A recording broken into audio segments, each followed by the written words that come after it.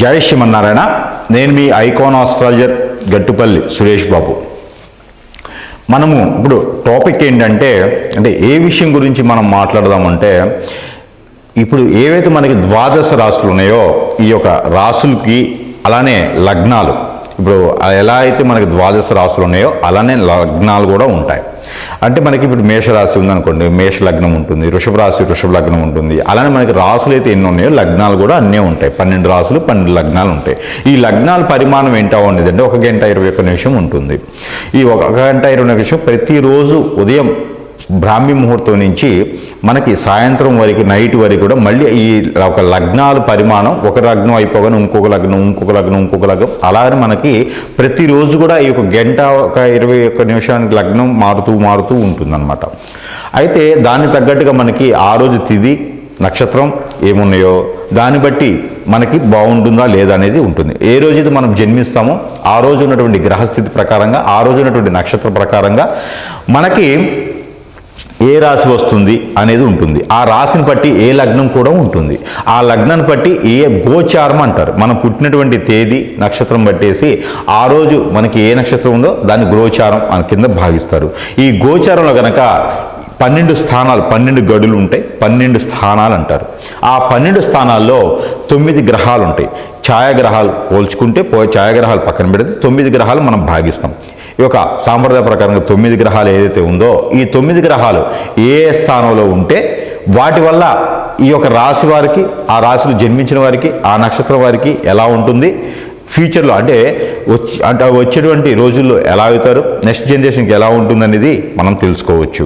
అయితే దానికి భాగంగా కొన్ని దశలు, కొన్ని నక్షత్రాలు, అలానే ఆ నక్షత్రాల్లో మనం పుట్టినప్పుడు గోచార ప్రకారంగా ఏ గ్రహం ఏ స్థానంలో ఉంటే ఎలాంటి అదృష్టం వస్తుంది అనేది కూడా ఒక్కసారి మనం గమనించినట్టయితే కనుక, మనం ఎగ్జాక్ట్గా తీసుకున్నట్టయితే అంటే కొన్ని రాశులు మనకి ఏ నక్షత్రంలో పుట్టుతామో ఆ నక్షత్రం నుంచి మనకి ఏర్పడేది రాశి. అయితే ముందు మనం నక్షత్రాలు చూద్దాం. పూర్వభద్ర, ఉత్తరాభద్ర, రేవతి ఈ 3 నక్షత్రాలు ఎవరైనా జన్మించి ఉంటే కనుక ఆ 3 నక్షత్రాలు జన్మించిన వారికి మీనరాశి వస్తుంది. ఈ మీనరాశికి అనుగుణంగా 12 స్థానాలు ఉంటాయి. ఈ స్థానాల్లో కనుక మీనరాశికి 12 స్థానాలు ఉంటాయి కదా, అంటే అన్ని రాశులకి ఉంటాయి. మీనరాశితో పోల్చుకుంటే వేరే గ్రహాలు కూడా మనం చూస్తాం కాబట్టి 12 రాశులు ఉంటాయి. ఈ 12 రాశులకి ఒక్కొక్క స్థానంలో ఒక్కొక్క గ్రహం ఉంటుంది. ఈ గ్రహాన్ని కనుక మనం చూసినట్టయితే కనుక ఏ గ్రహం ఏ స్థానంలో ఉంటే కనుక మీనరాశి వారికి అదృష్టం వస్తుంది, మీనరాశి వారికి దురదృష్టం వస్తుంది. ఒకసారి గమనిద్దాం. అయితే మనకి శుక్రుడు సొంత ఇంట్లో ఉన్న, శుక్రుడు 2, 4, 6, 8 స్థానాల్లో ఉన్న ఖచ్చితంగా మీకు చిన్న వయసులో పెళ్ళి అవుతుంది అని చెప్పొచ్చు. అలానే కుజుడు 2, 4, 6 అలానే 8, 10, 12 స్థానాల్లో ఉంటే ఖచ్చితంగా మీకు కుజదోషం ఉంది అని చెప్పొచ్చు. అలానే మనకి బుధ భగవానుడు 5వ స్థానంలో ఉంటే మీరు మాటల వల్ల డబ్బు సంపాదిస్తారు, కష్టపడకుండా డబ్బు వచ్చేస్తుంది, తెలివితేటల్లో డబ్బు సంపాదిస్తారు అని చెప్పొచ్చు. అలానే శని భగవానుడు సొంత స్థానంలో ఉన్న 2, 4, 6, 12 స్థానంలో ఉంటే వీళ్ళు ఖచ్చితంగా రాణించడానికి టైం పడుతుంది. ఎవరైనా అథారిటీ కానీ, ఎవరి సొమ్మని కానీ, ఎవరిదైనా సపోర్ట్ కానీ తీసుకుని వీళ్ళు ఎదిగేదానికి ఉంటుంది. లైఫ్లో ఎదిగడానికి చాలా టైం పడుతుంది అని చెప్పొచ్చు. అయితే మనకి గురువు బలం, గురువు ఎవరైతే ఉన్నారో ఈ గురువు సొంత స్థానంలో కానీ, 2వ స్థానంలో కానీ, 4వ స్థానంలో కానీ, 12వ స్థానంలో కానీ ఉంటే కనుక ఈ గురు బలం వల్ల మనం మంచి ఆదాయం వచ్చేలాగా చూస్తాము, మంచి వ్యాపారస్తులుగా ఉంటారు, మంచి చదువుకొని విదేశాల్లో సెటిల్ అయ్యేదానికి ఉంటుంది. కాబట్టి ఆ రకంగా చెప్పొచ్చు. కానీ ఇవన్నీ జరగాలంటే అశుభ దృష్టి ఉన్నటువంటి గ్రహాలు ఏవైతే ఉన్నాయో అవి అనుగుణంగా ఉండాలి. అవి అనుగుణంగా లేకుండా మనకి వ్యతిరేకంగా ఉండేసి అశుభ దృష్టి చూపించడం ద్వారా ఆ యొక్క గ్రహాల యొక్క స్థితిగతులు మారిపోతూ ఉంటాయి. ఒక్కోసారి అనుకుంటాం నాకు ఉండాల్సినటువంటి స్థానంలో అన్ని గ్రహాలు ఉన్నాయి కదా, ఎందుకు ఇలా అవుతుంది అని ఆలోచిస్తాం. కానీ ఏదైతే అశుభ దృష్టి చూపించే గ్రహాలు ఏవైతే ఉన్నాయో అవి శని భగవానుడు ఆ 3వ స్థానంలో 5వ స్థానంలో ఉండడం, బుధునితో కలిసి ఉన్నటువంటి శని భగవానుడు ఉండటం, రవితో కలిసి ఉన్నటువంటి శని భగవానుడు ఉండటం, రవితో కలిసి ఉన్నటువంటి బుధుడు ఉండటం, రవితో కలిసి ఉన్నటువంటి కుజుడు ఉండడం లాంటివి చేస్తే కనుక, రవితో కలిసి ఉన్నటువంటి ఏదైతే శుక్రుడు ఉన్నాడో అలా ఉంటే కూడా ఆ గ్రహాలకు ఉన్నటువంటి ఏదైతే శుభదృష్టి ఉందో అది అశుభ దృష్టిగా మారేదానికి ఆస్కారం ఎక్కువ కనిపిస్తోంది. కాబట్టి ఆ మేర మనం చేసేటువంటి గ్రహరీత్యా ఏదైతే జపతపాలు ఉన్నాయో, గ్రహరీత్యా హోమాలు ఉన్నాయో, గ్రహరీత్యా చేసేటువంటి ఏవైతే కార్యక్రమాలు ఉన్నాయో ఆ కార్యక్రమాచరణగా నిర్వర్తించినట్టయితే కనుక మనము గోచారంలో ఉన్నటువంటి గ్రహాల నిమిత్తంగా అశుభ దృష్టి నుంచి శుభ దృష్టిగా మలుచుకుంటే కనుక మీరు ప్రతి మాసంలో కూడా చేసేటువంటి ఇన్స్టెంట్గా చేసేటువంటి గ్రహరీత్యాలే కాకుండా మీరు గోచరంలో గ్రహరీత్య ప్రకారం కూడా పరిహారాలు చేసుకున్నట్టయితే కనుక ఖచ్చితంగా మీరు అదృష్టం వరిస్తుందని చెప్పొచ్చు.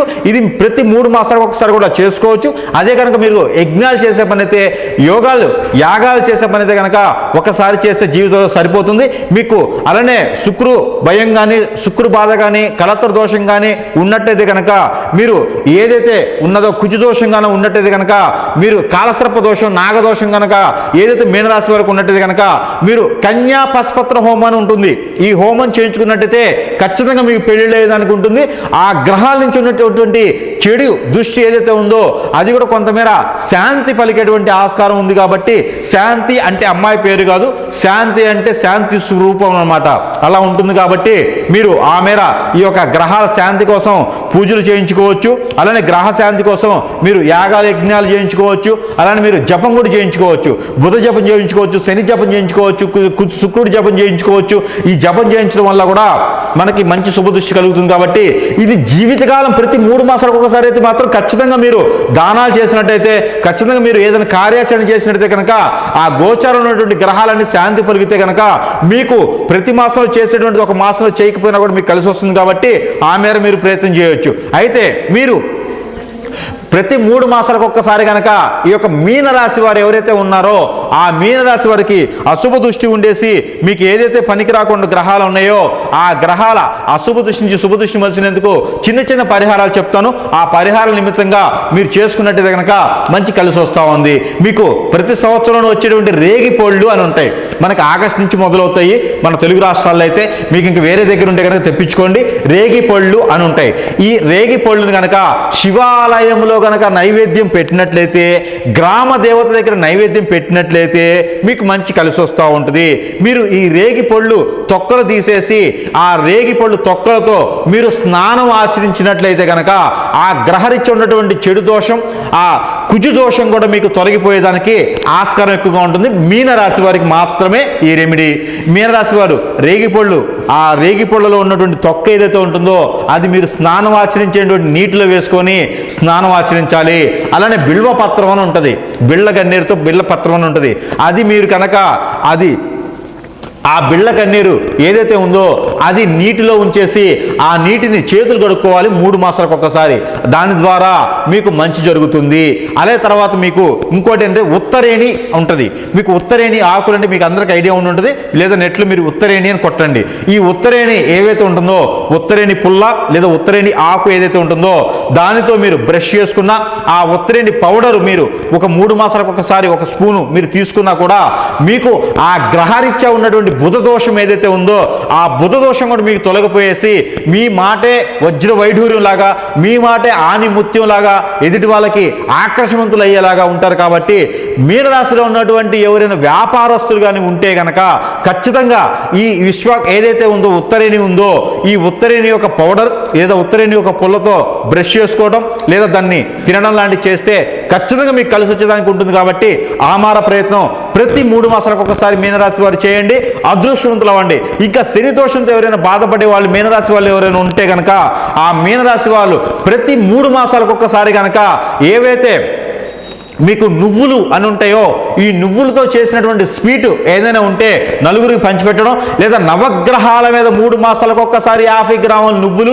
నూనె కనుక ఉంచి 5 ఒత్తులేసి కనుక పంచదీపోత్సవం అంటారు. ఈ పంచదీపాలు కనుక మీరు వెలిగించినట్టయితే 5 ఒత్తులేసి 5 ముఖాల ఒత్తులేసి మీరు మట్టి ప్రమిదిలో కనుక ఆ నవగ్రహాల దగ్గర దీపం ఉంచినా లేదా హనుమాన్ మందిరంలో దీపం వెలిగించినా కూడా మీకు అన్ని విధాలు కలిసి వచ్చేదానికి ఆస్కారం ఉంది. కాబట్టి ఈ మేర మీరు ప్రయత్నం చేసేసి అదృష్టవంతులు అవ్వచ్చు. మీకు మీనరాశి వారికి జీవితకాలం కలిసి వచ్చేటువంటి లక్కీ నెంబర్ ఏదైతే ఉందో ఆ లక్కీ నెంబర్ కూడా మీరు రాసుకోండి. ఏదైనా వ్యాపారం మొదలుపెట్టినా, ఏదైనా డబ్బులు పెట్టుబడి పెట్టినా, ఏదైనా వస్త్రం కొనకాలన్నా, ఏదైనా మీకు కారు కానీ వెహికల్ కానీ కొనుక్కోవాలనుకున్నా కూడా మీకు ఈ నెంబర్ పనికి వస్తుంది. కాబట్టి ఇల్లు కొనాలనుకున్నా, ఏదైనా ఫోన్ నెంబర్ కావాలన్నా కూడా ఈ లక్కీ నెంబర్ మీరు యూజ్ చేయొచ్చు. ఈ లక్కీ నెంబర్కి వచ్చేసి మీనరాశి వారికి 3, 6, 9 ఏదైతే ఈ నెంబర్లు 3, 6, 9 ఉన్నాయో ఇందులో మీరు ఈ నెంబర్ లక్కీ నెంబర్గా భావించవచ్చు. అలానే మీకు 7 కూడా ఒక రకంగా పనికొచ్చేటువంటి లక్కీ నెంబర్ కాబట్టి ఈ 4 నెంబర్ కూడా మీరు తీసుకొని జీవితంలో ఎదగాలని నేను కోరుకుంటా ఉన్నాను. అన్ని మాస దినాలే కాకుండా మాస పరిహారాలే కాకుండా కూడా ఈ 3 మాసాలకు ఒకసారి గోచార ప్రకారంగా వచ్చేటువంటి పరిహారాలు కూడా చేసుకొని మీనరాశి వారు అదృష్టవంతులు అని కోరుకుంటా ఉన్నాను. జై శ్రీమన్నారాయణ.